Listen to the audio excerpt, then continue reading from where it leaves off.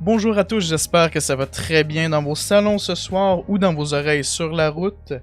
Je suis Rocky Méran, votre animateur du Whistlecast, et aujourd'hui je reçois un invité très spécial. Donc je vous laisse vous présenter, mon cher. Bonjour, cher auditoire, mon nom est Shaq Bobovich, officier senior au LSPD. On me connaît aussi sous le matricule 499. Donc merci d'avoir accepté notre invitation, mon cher Shag.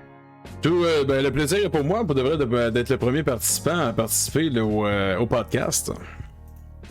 Ben oui, comment vous vous sentez en tant que premiers invités de ce nouveau podcast qui débarque en ville? Je vous dirais que comme toute personne qui brise la glace, je ressens toujours des petits papillons au niveau du ventre, mais j'essaie de canaliser le stress pour le convertir justement en stress positif. Parfait. Et vous, en fait, dans la vie, vous êtes une police, d'après ce qu'on peut comprendre. C'est pas mal ça. Et est-ce que vous trouvez que c'est compliqué d'être une police dans Los Santos ou comment vivez-vous le fait d'être une police dans cette ville? C'est sûr que si je prends votre première question, à savoir est-ce que c'est compliqué, je vous dirais que c'est très large, être compliqué. Je vous dirais que c'est exemple au début, parce que quand j'ai fait mon académie de police, c'est sûr qu'il y a beaucoup de choses que je ne connaissais pas. Sauf que ancien EMS de métier, j'avais quand même déjà une coupe de base en attendant justement mes confrères et consoeurs actuels. Faire des calls sur la radio. Donc, j'ai pu assimiler un peu qu'est-ce que voulait dire certaines choses. C'est en plus au niveau du contact humain, donc la proximité avec les citoyens et citoyennes. Pour moi, je ne trouve pas ça compliqué. Ça va relativement bien. Par contre, ce que je trouve ça compliqué, c'est quand je me ramasse sur le lit dans la salle de réveil à l'hôpital, le criblet de balles. Ouais, c'est sûr que dans ces événements-là, ça doit pas être très agréable, niveau douleur. C'est sûr que niveau douleur, effectivement, c'était pas agréable. Juste pour vous dire que hier soir, justement, j'ai fait un arrêt cardiaque lors d'une opération parce qu'on m'a retiré une balle qui était proche d'une veine et j'avais un poumon quasi affaissé. Mais finalement, grâce aux bons soins du docteur, je suis debout sur mes deux pattes en pleine forme. Bon, ben, je suis très content de le savoir. J'espère que ça va mieux aujourd'hui puisque vous êtes devant moi. Effectivement, chaque jour est un jour nouveau. Donc, oui, je suis prêt tout le temps. C'est ça qu'il faut, c'est ça qu'il faut. Donc, pour continuer un peu, est-ce que vous avez une raison particulière du pourquoi vous êtes dans la police de Los Santos et pas dans un autre corps de métier? Disons que quand j'ai atterri dans la ville de Los Santos, mon but premier était de devenir justement un agent de la paix. Malheureusement, ma vie a pris un chemin bien différent. Donc, par la suite, j'ai été EMS, donc paramédic pour l'ancienne organisation. C'est plus les mêmes patrons qui sont là présentement, mais comme paramédic pour Pillbox. Par la suite, là, ça m'a redonné le goût d'appliquer comme agent de la paix en les entendant, les calls radio, en juste jasant aussi avec les agents de la paix qui venaient souvent à l'hôpital. Donc, j'ai eu la piqûre et j'ai appliqué à maintes reprises, je vous cacherai pas. Mais je n'ai jamais vu ça, je n'ai jamais vu un refus comme un échec, donc j'ai persisté et j'ai fait mes preuves et voilà aujourd'hui. Eh bien, je suis content de l'entendre que vous avez finalement accompli votre rêve de devenir policier à Los Santos. C'est bien ça. C'est sûr que mon rêve premier serait d'être riche, mais disons que mon rêve professionnel, effectivement, c'est bien d'être police. C'est sûr que la richesse est un rêve très prioritaire et très majoritaire dans cette ville. Effectivement, The American Dream, qui voudrait pas justement faire ce beau rêve-là? Ben oui. Et en tant que police et en tant qu'officier senior, vous serez sûrement porté à aller former des nouvelles polices qui s'en viennent, donc des cadets. Effectivement, donc je suis un FTO, donc plus communément appelé un instructeur ou l'anglicisme, un Field Training Officer.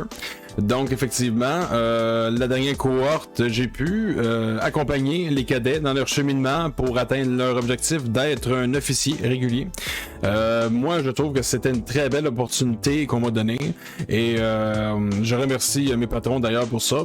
Et disons que chaque cadet que j'ai pu prendre avec moi, j'essaie de leur transmettre le meilleur de mes connaissances. C'est parfait, c'est parfait. C'est ça qu'il faut, en fait, pour que les cadets puissent devenir de vrais officiers seniors un jour, peut-être, comme vous l'êtes actuellement. Effectivement, je dis au sein du RSPD, puis peu importe le service de police, je dis on a toujours une hiérarchie, hein, on a une chaîne de commandement. Donc c'est sûr que le rêve de tout officier est de grandir au sein de son département. Donc les cadets, hein, c'est la même chose. Quand tu deviens officier, mais là tu veux continuer à monter, continuer à faire tes preuves. Bien sûr, bien sûr. Et est-ce que vous aimez ça personnellement? Parce que des fois, ça peut être une obligation professionnelle de faire ça. Mais vous, comment vivez-vous le fait de devoir former des nouvelles recrues? Moi, au contraire, je ne vois pas. Ben justement, pour être FTO, il faut démontrer un intérêt. Hein? Et moi, j'avais cet intérêt-là. Donc, la personne qui ne veut pas justement être un FTO ne fait juste pas démontrer d'intérêt. Donc, moi, je ne trouve pas ça difficile. C'est sûr que des fois, quand on fait beaucoup de FTO par semaine, parce que des fois, on peut faire un quart de travail par soir environ de 8 heures avec un cadet, et ça continuellement à chaque jour avec différents cadets. C'est sûr que des fois, on manque un peu d'être tout seul dans notre véhicule autopatrouille, hein? Parce que quand on est tout seul, c'est là qu'on se ramasse avec nos idées, etc. Puis la dynamique est pas pareille. Sauf que moi, je suis une personne qui adore justement le contact humain. Donc, patrouiller en duo, j'essaie de faire ça quand même assez souvent. Et ça doit être un peu plus facile de pouvoir patrouiller en duo, des fois, pendant certaines poursuites policières ou pendant certaines arrestations aussi. Ben, c'est sûr que quand t'es solo, ton backup il peut être loin, tandis que quand t'es en duo, mais ton backup est assis à côté de toi. Et aussi, justement, au niveau des transmissions radio, chacun son rôle lorsque nous sommes un duo dans l'autopatrouille. Donc, effectivement, c'est beaucoup plus facile, oui. Et justement, en parlant de radio, c'est une des fonctions que votre recrue va faire à côté de vous pendant. Mais est-ce qu'il y a des interventions qu'il peut faire plus majoritaires de son côté pendant que vous êtes en train de le former? Le cadet doit toucher à toutes les interventions qu'un officier régulier fait. Donc, c'est sûr qu'au début, nous passons l'observation. Mais par la suite, monsieur ou madame va être trempé dans le bain d'un agent de la paix assez rapidement, je vous dirais. C'est parfait, c'est parfait. Puis, juste pour, des fois, nos interlocuteurs qui voudraient peut-être s'engager dans cette merveilleuse carrière qui est la police de Los Santos, comment faites-vous pour devenir l'un de ceux-ci? C'est sûr que de base, une petite expérience de vie est toujours préférable. Par la suite, c'est toujours bien aussi de se rendre au poste de police, de parler justement, ou juste de croiser un officier aussi également, ou un député du BCSO, ou même un trooper dans les rues de Los Santos, puis leur parler, leur jaser, poser des questions, parce que c'est bien beau vouloir être un agent de la paix, mais quand tu es devenu un agent de la paix, on a des fois certains cadets qui ont lâché malheureusement durant l'académie, ou que durant leur formation, malheureusement, ils n'ont pas fait le travail nécessaire. Donc, ça peut paraître facile notre travail, mais en même temps, c'est très, très, très difficile. Et je vous dirais justement qu'ils peuvent aller sur le site de la ville aussi également, où est-ce qu'ils peuvent faire application au sein du LSPD. C'est parfait, c'est parfait. Donc, si vous avez entendu de chez vous, de votre voiture, et que vous voulez devenir policier de cette chère ville, eh bien, vous pouvez suivre les conseils de mon cher Shag juste à côté de moi, et je suis sûr que vous allez être à la perfection.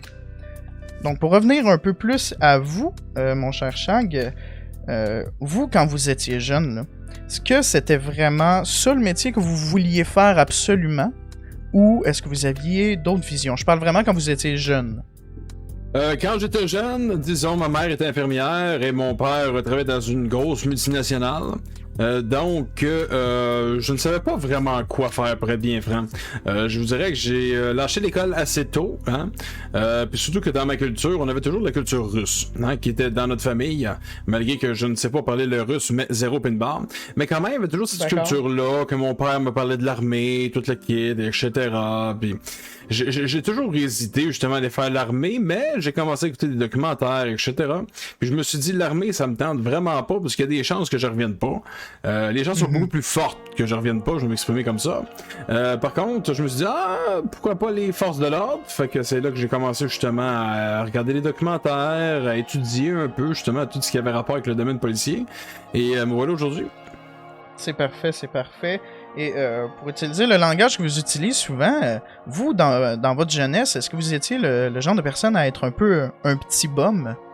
Je pourrais vous dire qu'effectivement, quand j'étais jeune, je me faisais beaucoup bully, donc intimidé lors de mon école secondaire.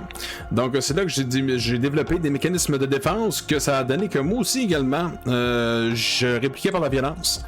Et je peux dire que ma petite vie, mon petit allure de bum m'a suivi pas mal durant mon passage à l'âge adulte aussi également. Parfait, parfait. Ben, j'espère que ça va quand même mieux aujourd'hui que dans le temps. C'est sûr que si ça irait mal, j'aurais pas l'uniforme que je porte présentement. Bien sûr, bien sûr. Et toute votre jeunesse vous a apporté à venir ici à Los Santos, mais comment vous avez fait pour partir d'où ce que vous viviez puis venir à Los Santos? Comment avez-vous connu cette place-là? Dans le fond, avec mes parents, on a quitté justement la Russie. J'étais très jeune, que j'ai vraiment quasi aucun souvenir. Parce que dans mon pays, c'était beaucoup le communisme et tout le kit.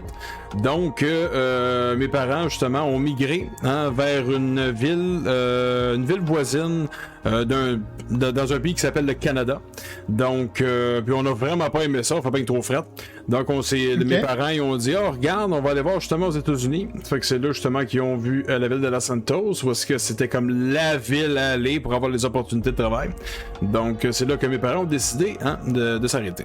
C'est parfait, c'est parfait. Puis, est-ce que vous regrettez le choix de vos parents? Est-ce que vous auriez aimé mieux aller dans une autre ville que celle-ci, ou êtes-vous bien ici? C'est sûr que quand tu es un jeune fruit, c'est pas vraiment toi qui décides où est-ce que tu vas. Tu suis tes parents, puis t'as pas vraiment un mot à dire. Surtout que mon père était assez sévère, je vous dirais. Donc j'avais pas vraiment à argumenter. Mais non, pour de vrai, non. La vie nous a menés ici, et Los Santos, c'est ma ville. Los Santos, c'est dans mon cœur, et je suis bien. C'est parfait, c'est ça qu'il faut, parce que sinon, on serait porté à déménager ailleurs très facilement. Oui, c'est facile, faire bagage, prendre l'avion, dire ciao bye, moi je m'en vais. Avez-vous déjà pensé à le faire? Suite à des interventions plus risquées ou des choses comme ça, ou si vous aviez trop peur à votre vie? C'est sûr que quand t'embarques dans les forces de l'ordre, avoir peur à sa vie, faut pas vraiment avoir ça dans la tête parce que tout peut arriver à chaque jour. Aussitôt que tu portes l'uniforme ou même sans uniforme, les gens t'identifient quand même aux forces de l'ordre. Donc ta vie peut être menacée à toute minute que tu marches dans les rues, badge ou pas. Cependant, non, je dis moi pour être bien franc, c'est pas que je n'ai pas peur de personne, mais je me suis dit la vie va me guider, je suis capable de me défendre par mes propres moyens. Et la vie décidera si un jour il arrive quelque chose d'autre. Bien sûr, et de toute façon, vous êtes toujours backé par vos collègues s'il y a un problème, même si vous portez pas le badge, bien évidemment.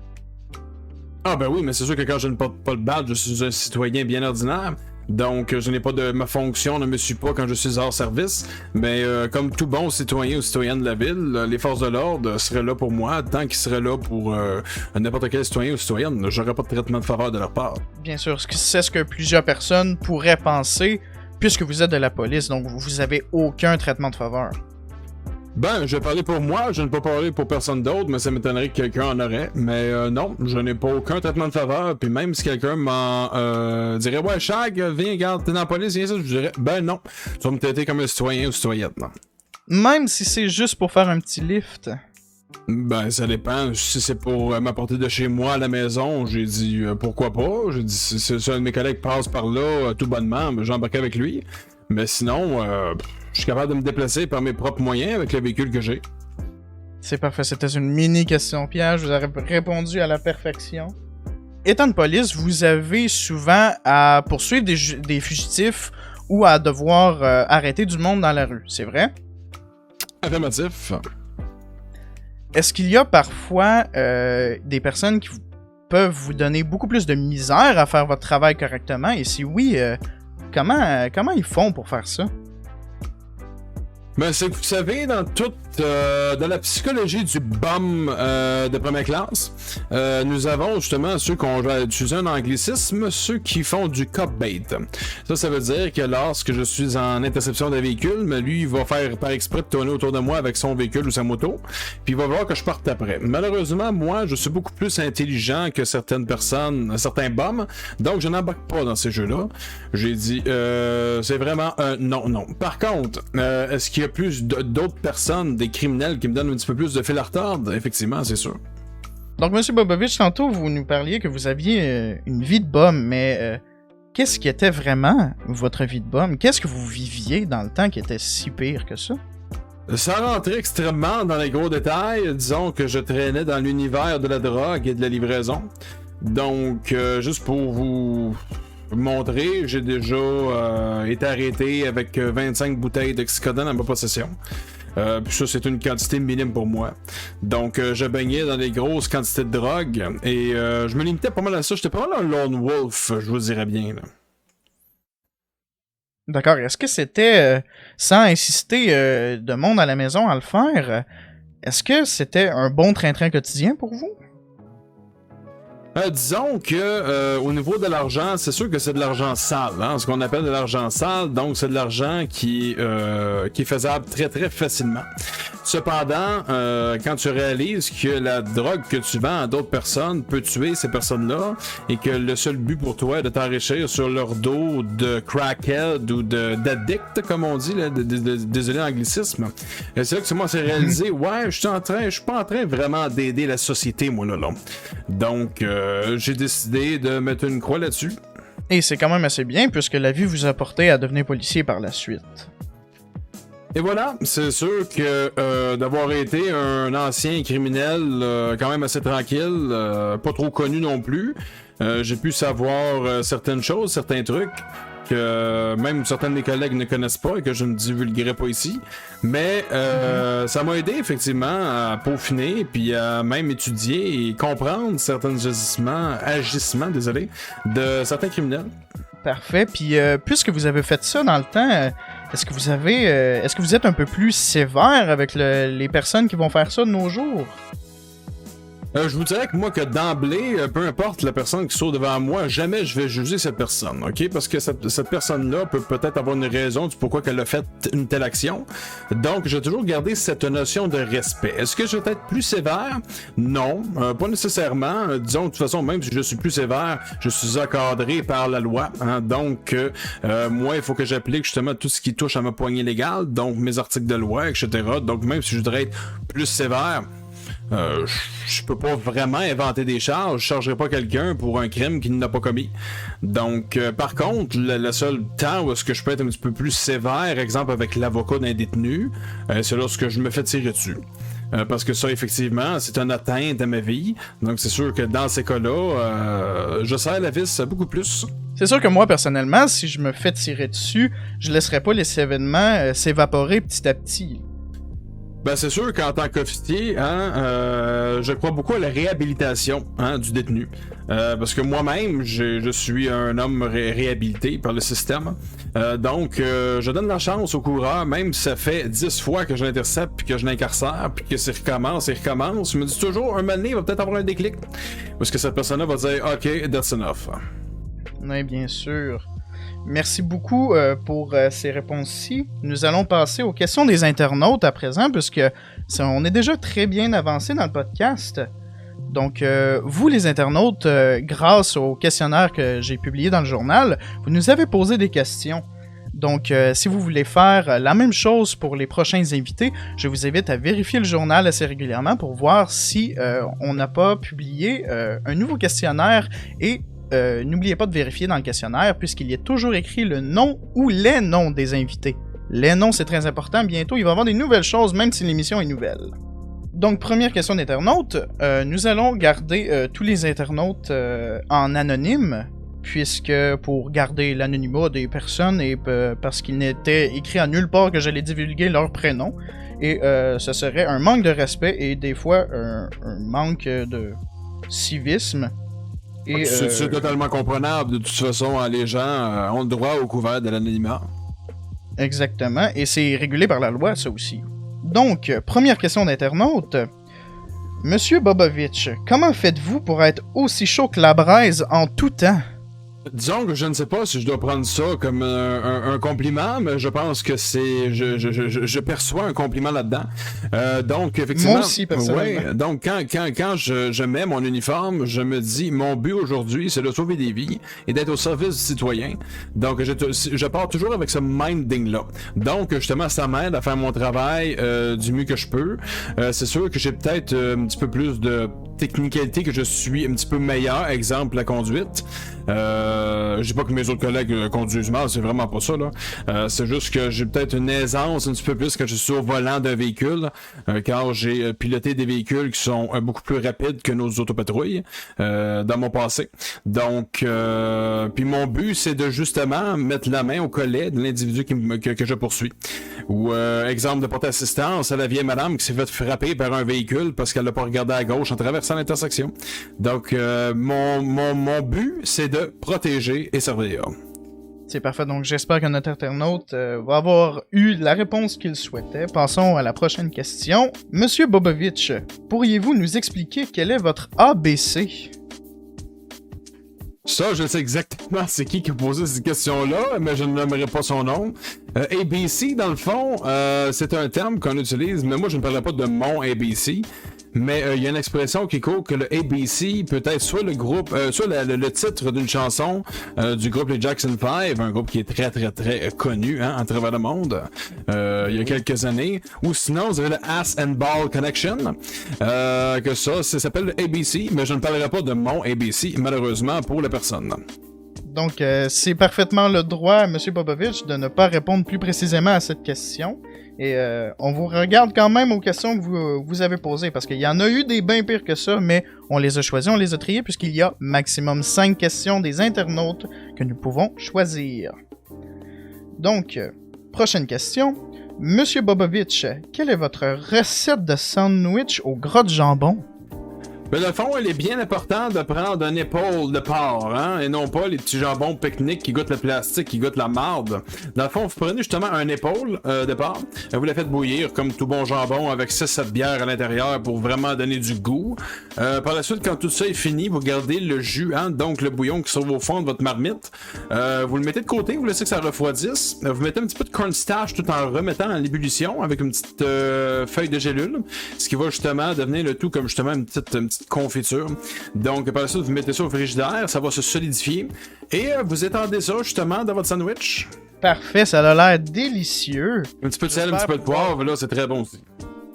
Bien sûr, j'espère pouvoir goûter cette recette un jour. Peut-être que nos internautes pourront aussi y goûter de leur part.